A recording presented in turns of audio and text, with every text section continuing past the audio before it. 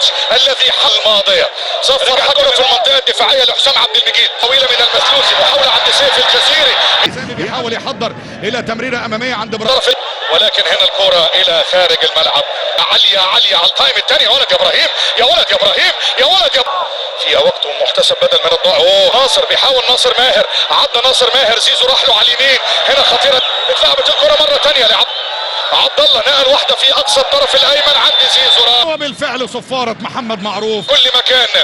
شوط اللقاء الثاني يستعد للبدء بصفاره من محمد، واذكركم بان بعد هذه المباراه مباشره 3 و4 الى ان يشاهد الفار.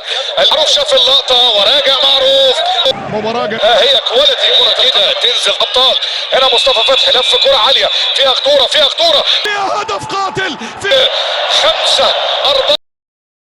فضلا وليس أمرا ادعمونا بلايك للفيديو واشتراك بالقناة